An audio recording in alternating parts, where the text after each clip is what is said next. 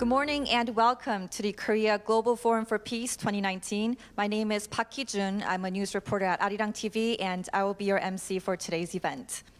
I would like to sincerely thank all of you for taking the time to participate in today's forum.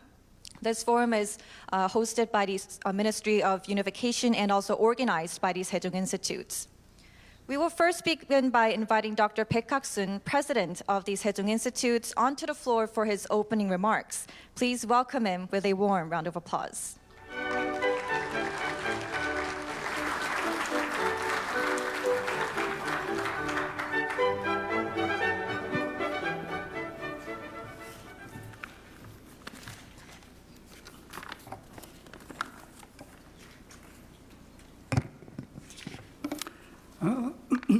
Good morning, ladies and gentlemen. It's my privilege to welcome all of you to the Korea Global Forum for Peace 2019 that we hold today on the grand theme of working together for peace in Korea.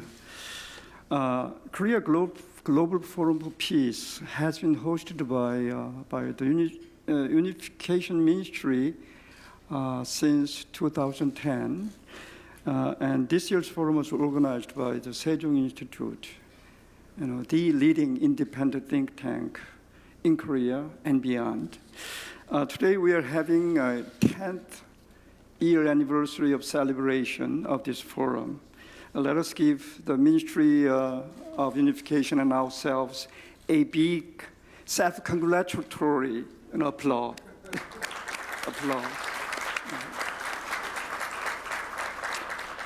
Unification Minister Dr. Chul is here to deliver his keynote speech, and welcome and thank you, Your Excellency. Ladies and gentlemen, we are undergoing a great transformation in Korea since early last year, which is totally new developments in the Korean Peninsula. We've witnessed a series of summit talks, joint declarations, and statements between the countries that are involved in the Korean Peninsula affairs, South and North Korea, the United States, and China in particular, and Russia as well. What is the significance of these all developments? What is it that we are trying to achieve in this great transformation we are experiencing in the Korean Peninsula? We'd better recall what happened in 2017, particularly during the second half of that year and the first days of 2018. There was an egregiously heightened threat of war, not a simple threat of war, but a threat of a nuclear war. The leaders of North Korea and the United States went as far as playing with the nuclear weapons, just as the children do with their playthings, which was totally frustrating, unforgivable. Kim Jong-un saying, I have a nuclear button on my desk. And Donald Trump responded by saying, I have a much bigger and stronger one, and it works. At that moment, there formed instantaneously and dramatically a consensus among us Koreans. Enough is enough, never again. This was reflected rather faithfully in President Moon Jae-in's peace initiative in Korea and beyond. We Koreans began to take matters in our own hands and were resolved to dismantle the long overdue quota structure on the Korean Peninsula, the root cause of the Korean problem, so-called. We wanted to do this by ending the Korean War, transforming the Korean armistice into a permanent peace regime, peace mechanism, and peace system, and denuclearize the peninsula as well, in cooperation with the international community as well as the United States and North Korea. But the great transformation in Korea intrinsically has involved restructuring of power relations among the stakeholders, which meant a fierce power struggle among the forces involved, both at home and abroad. This makes negotiation never an easy thing. There was a US-DPRK summit in Hanoi, which failed to produce an agreement. But after a long, frustrating pause, we are now having exciting days and weeks ahead. Tomorrow, South Korea and the U.S. chief nuclear negotiators Lee Do-hun and Steve Biegun will jointly deliver a speech in Washington, D.C.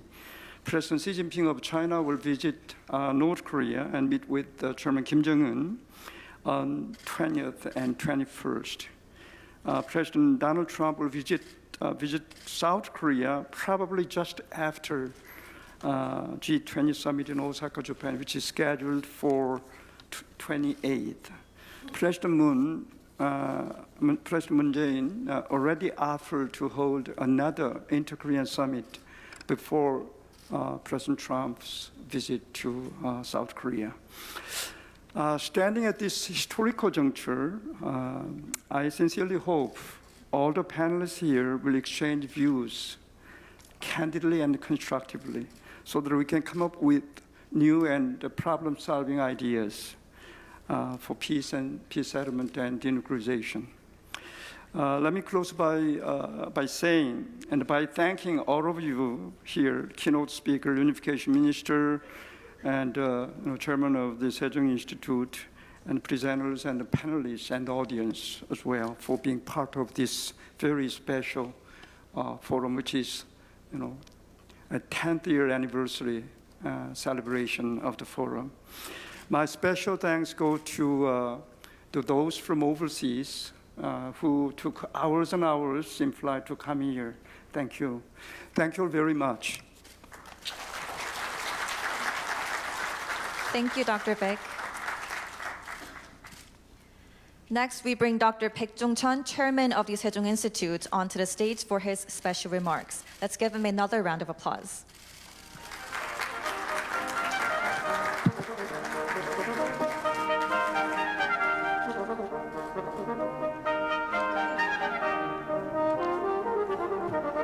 Now we have English interpretation ready for Channel 6. If you wish to listen to it, please put on your headphones.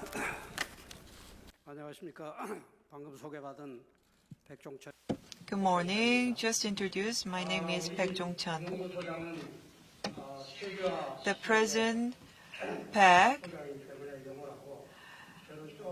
spoke in English because he is the new leader in this new millennium. So he spoke in English. But I'm an old boy, so I will speak in Korean.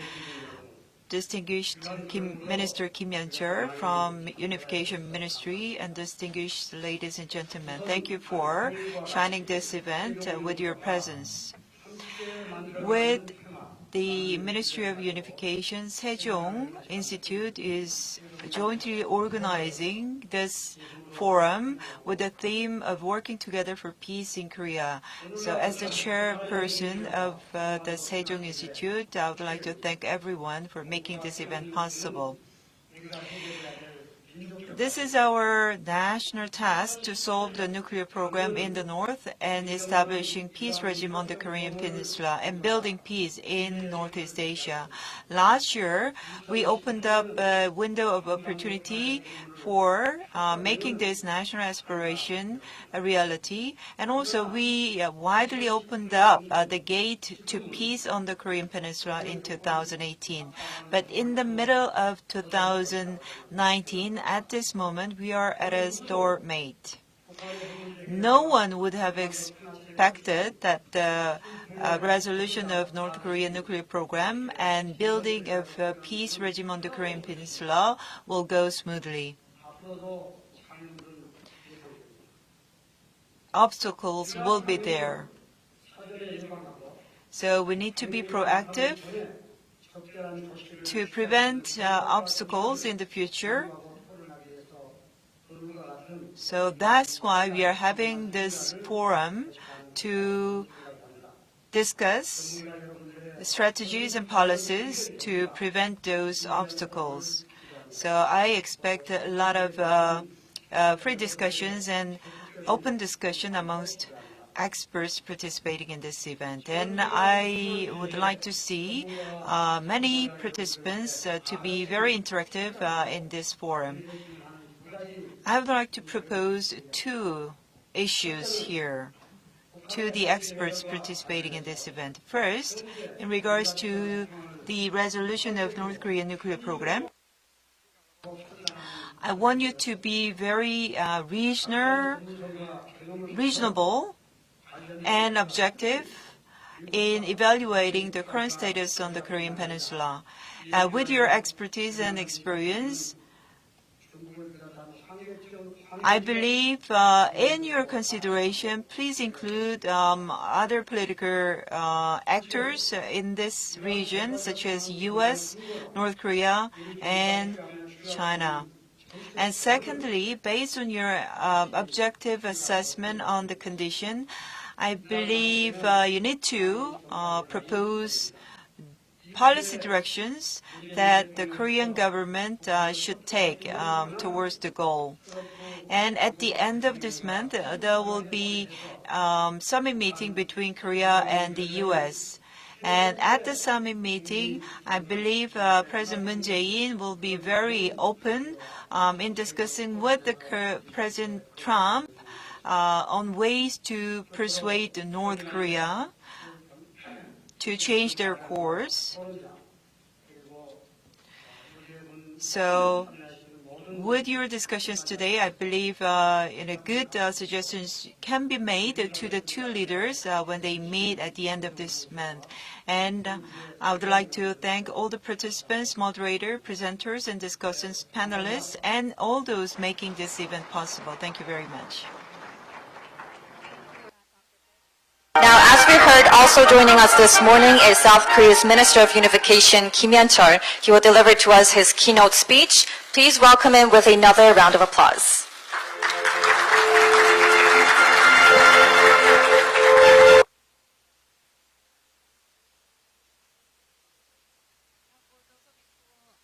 To listen to his English interpretation, it will be on for Channel 6. Thank you.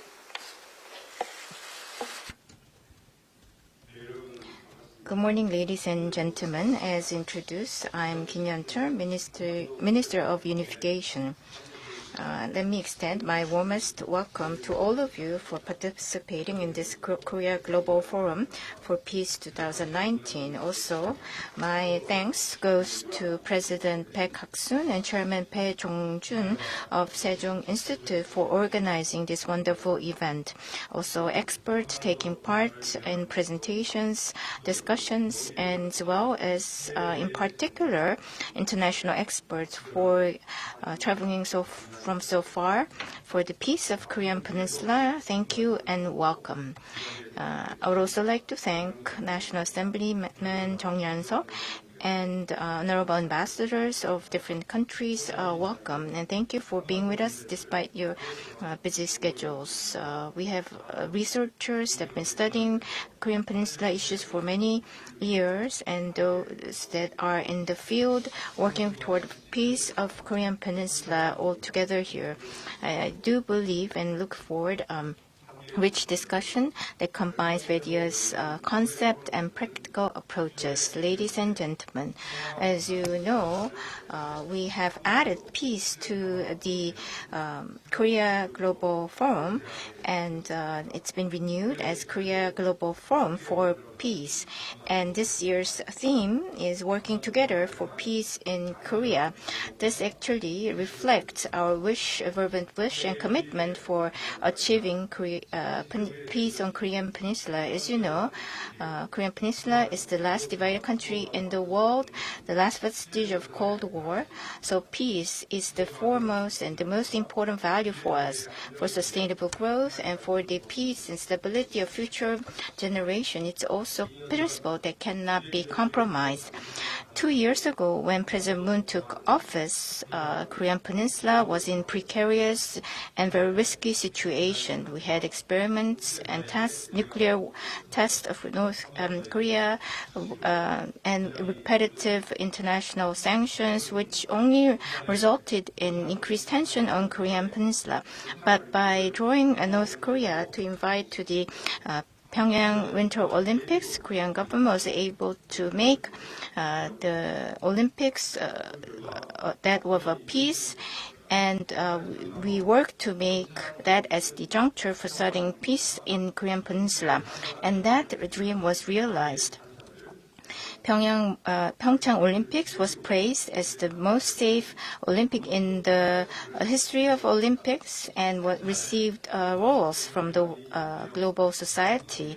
We also were able to resume the inter-Korean dialogue, which accelerated peace negotiations on this peninsula. So we are no longer hearing gunshots around Korean Peninsula, and the tense DMZ and Western Sea area has now become rather areas of peace. With the progress in inter-Korean relations, we are also seeing new possibilities in resolving North Korean nuclear issue. North Korea has declared its commitment to full denuclearization, and the leaders of U.S. and North Korea met for the first time after antagonistic relations for 70 years and have agreed for full denuclearization and building a permanent peace regime in Korean Peninsula and establishing new U.S.-North Korean relationship. The peace has also changed our daily lives in Korean Peninsula. We no longer have to be stressed by the fear of war or the noise of loudspeakers around the DMZ area, and we are now enjoying safe and peaceful daily life. And the peace trail in DMZ has become the destination for peace of many visitors, and it also reviving economy around the border area. In the estuary area of Han River, the Goyang City, some of the barbarians were removed for the first time in 50 years will be returning to the Korean public. Western area, which was the sea of tension, has become the sea of cooperation and peace. This also meant that fishermen could fish for longer hours and in a wider fishing area. The lighthouse in Yeonpyeongdo Island, which is lighting in 45 years, is guiding safe fishing for fishermen.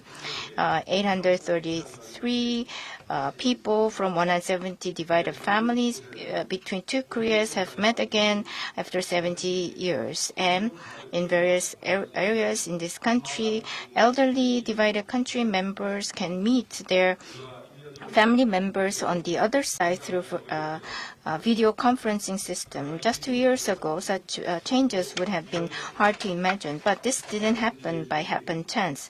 This is because us, the main actor in the Korean Peninsula, based on a fervent commitment and proactive initiative with North Korea and with international community, we were able to make this into reality, and we are also receiving praise from international society. Also, Korean government will continuously extend its efforts so that the two wheels of the progress between the Korean relations and denuclearization peace process on Korean Peninsula can keep on rolling. Ladies and gentlemen, the result of the February Hanoi summit meeting between U.S. and North Korea has given us new challenges.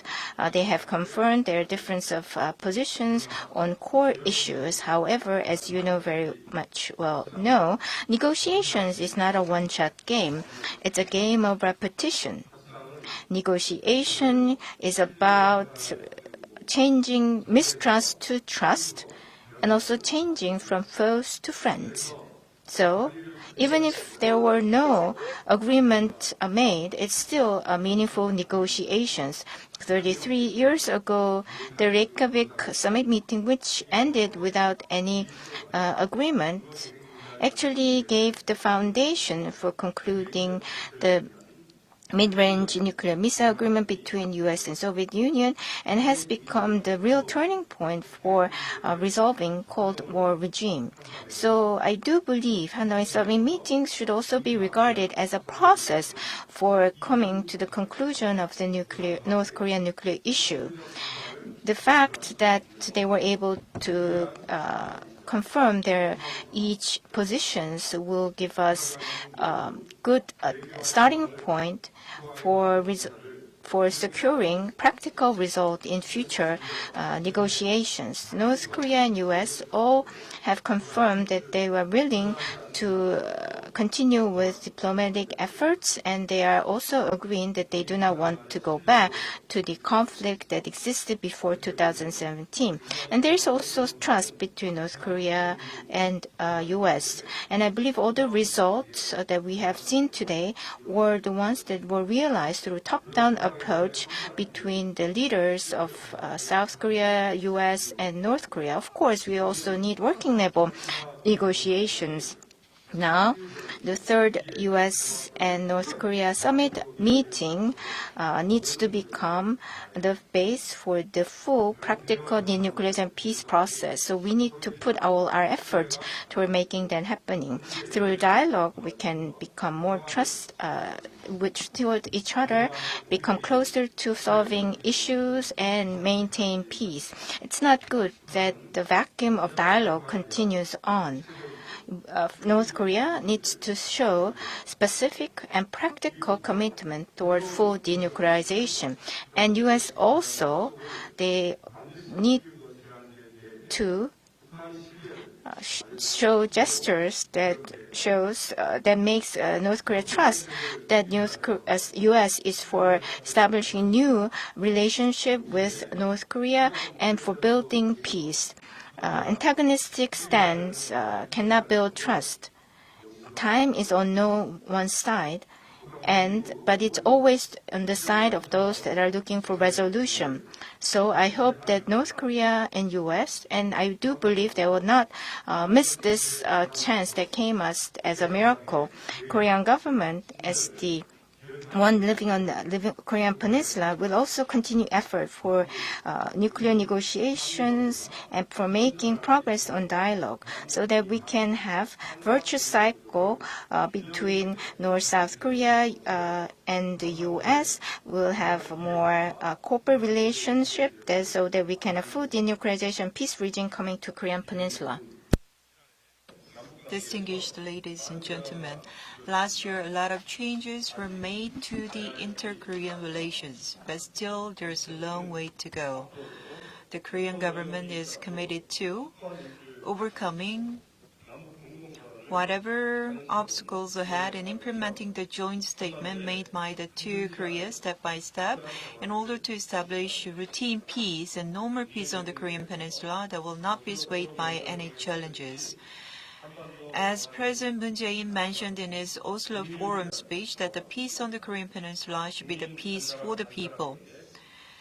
It should be tangible peace that will practically help each and every one of the Korean people. The war-separated family issue on the Korean Peninsula is the most urgent and important issue that needs to be addressed. Before more people that were separated from their families leave us, we need to wipe their tears.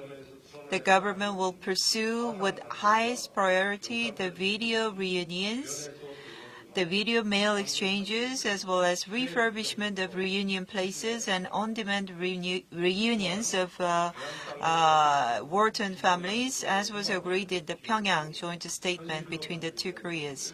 The government is well aware of the aspiration of the war-separated families to visit their hometown and will continue our efforts to turn their dreams and aspirations a reality. Peace is the public welfare. In order to create a virtuous cycle between peace and economy, we are determined to identifying and promoting peace and economic projects. For a long time, the DMZ remained inaccessible by the general public. We will return the beautiful history, culture, and ecology in the DMZ to the people. First, we are developing a comprehensive plan to turn DMZ as a peace tourism destination and the center for inter-Korean exchanges and cooperation. Through cooperation on forest, health, and medical sectors on the border area, will accelerate the realization of the Korean Peninsula life community. Relinking and modernizing the inter-Korean railroads and road will speed up the process of building peace. If we could open up the airways between the East and West Sea, on top of that, we will be able to bring peace not only to the Korean peninsula, but also to the international community. Kaesong Industrial Complex and Mount Kumgang tourism projects brought about benefits to both Koreas. As soon as proper conditions are met, we will pursue those mutually beneficial economic cooperation projects again. The humanitarian cooperation between the two Koreas will continue regardless of the political development. People in the north of the border are our neighbors that we need to go along. So the humanitarian assistance to the people in the north is not about simple sympathy or unilateral dispensation. It is the promise made by the two Koreas for cooperation and investment for our future. From a viewpoint to expand the vision of inclusive country to the entire Korean peninsula, humanitarian assistance to the north is the preparation for the future of the Korean peninsula. The peace of people will develop into the peace by people.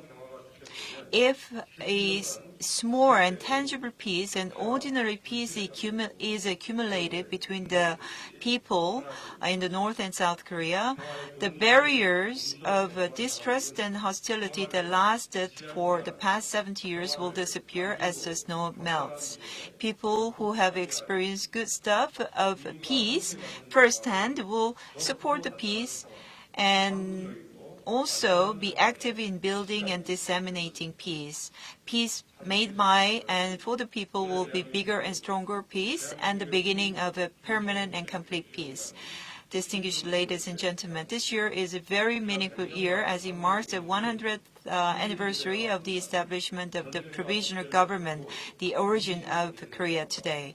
For the past 100 years, Korean government has overcome the colonial rule of the Japanese imperialism and the national division, war and dictatorship, and has attained incredible economic growth and very mature democracy.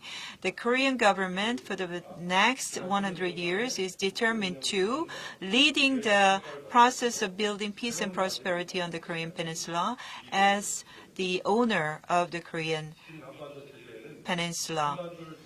So the vision of the new Korea is named as the New Korean Peninsula Regime.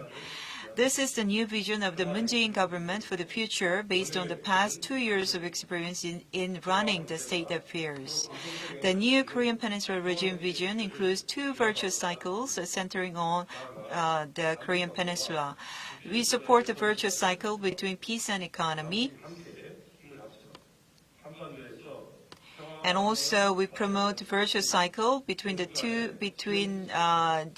inter-Korean relations and the international order.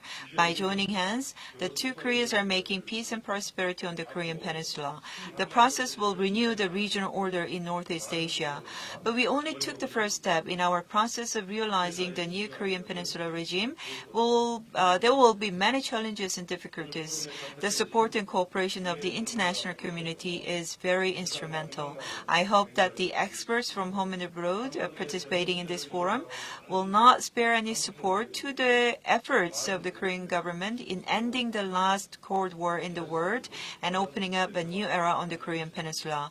Once again, thank you for participating in the Korea Global Forum for Peace 2019. And wish you all the happiness and good health. Thank you very much. If you have questions concerning the issues surrounding the Korean Peninsula, please ask Minister Kim. Ms. Suzanne DiMaggio first. Thank you, Mr. Minister, for your very energizing and inspiring comments. We just passed the 1-year anniversary of the Singapore Summit, which brought together the leaders of the United States and North Korea for the first time. And as you mentioned, the follow-up summit in Hanoi did not produce any agreement. In contrast, the inter-Korean dialogue, as you just elaborated, has produced a series of concrete outcomes. So in many ways, I see the U.S.-North Korea dialogue as a breakthrough in search of a strategy at this point.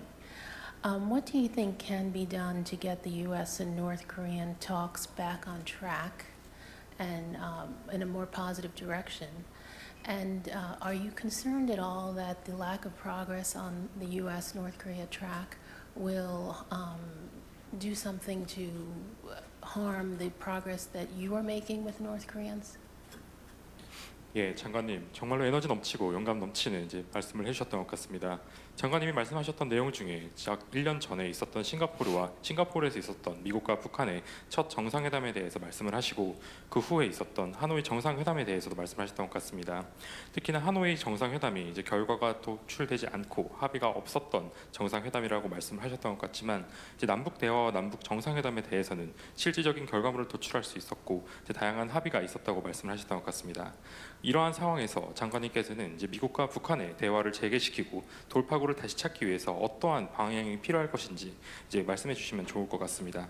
특히나 이러한 북미 간의 대화가 긍정적인 방향으로 나아갈 수 있기 위해서는 어떤 것이 필요할지 말씀해 주시면 감사하겠고, 만약에 미국과 북한의 대화가 이제 실질적인 결과로 도출되지 않거나 이제 진전이 없을 경우에는 남북 관계에 어떠한 영향을 미칠 수 있으실지 설명해 주시면 감사하겠습니다.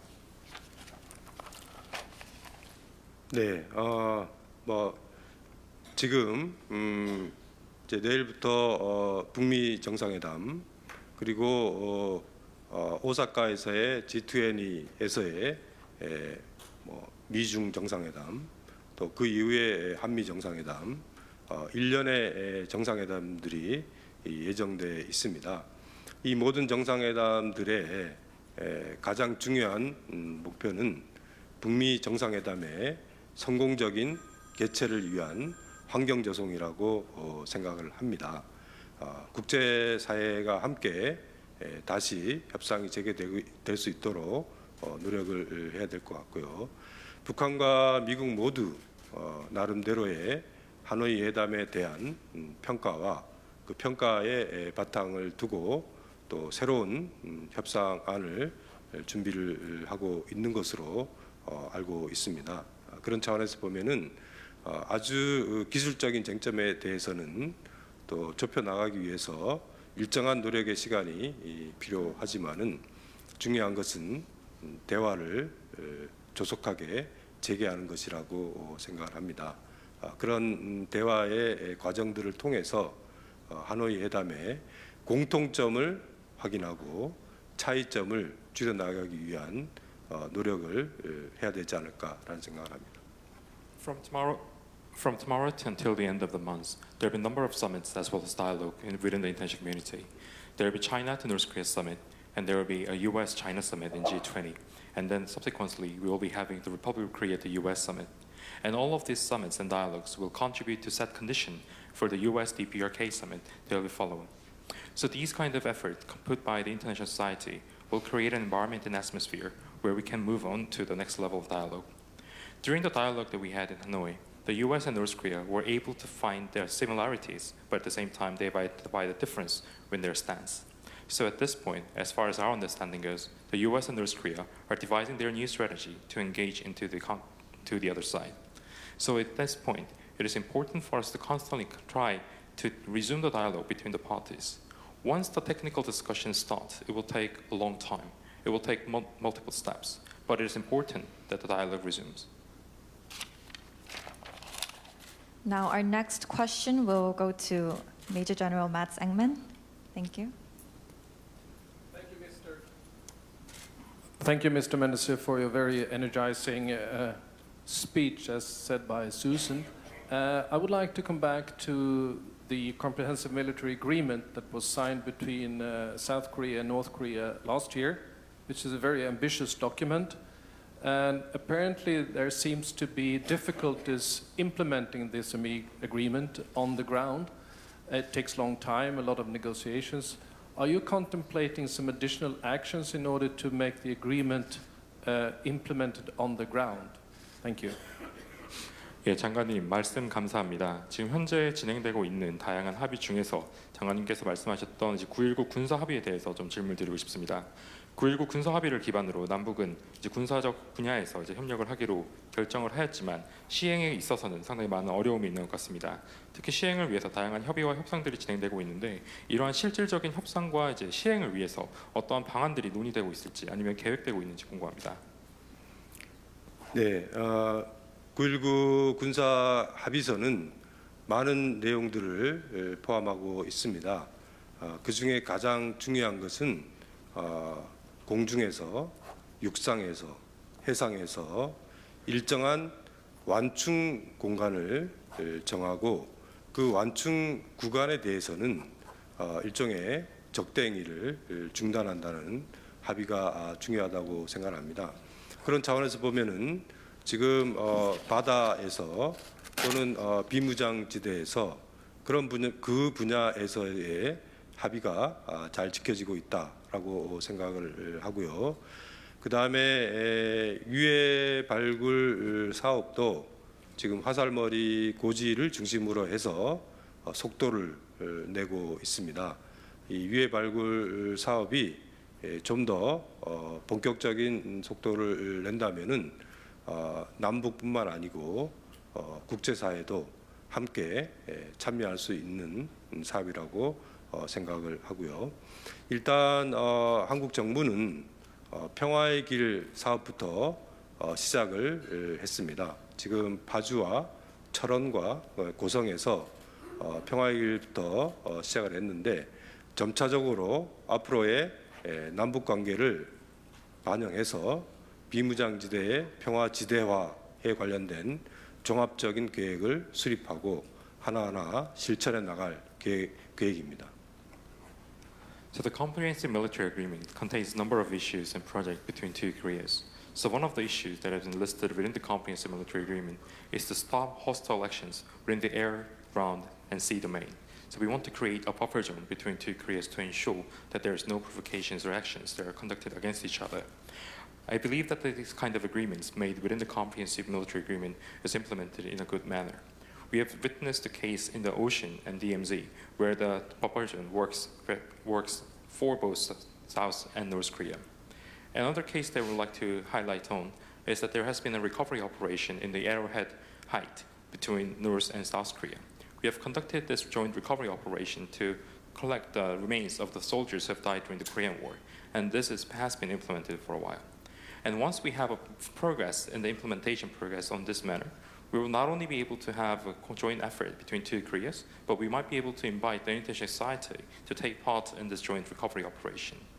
Another project that we have is the Peace Trail, which has been initiated just now. We have 3 peace trails that is created in Paju, Gosong, and Choran, and these 3 trails are just the start. We will reflect the conditions and environment surrounding the inter-Korean relations and try our best to create a peace zone within the demilitarized zone. Thank you, and we will take one last question from Mr. Yang Shiwi. Thank you, Mr. Minister. Thank you for your excellent speech. And since last year, a series of summit diplomacies between the two Koreas, Chinese and Americans, really opened a great hope for the new era of the peninsula. However, the result of Hanoi summit really input great uncertainties on the peninsula. So my question is, how do you think of the impact of the deadlock made by the Hanoi, and how do you deal with how President Moon's administration deal with the challenges left by the Hanoi summit? Thank you.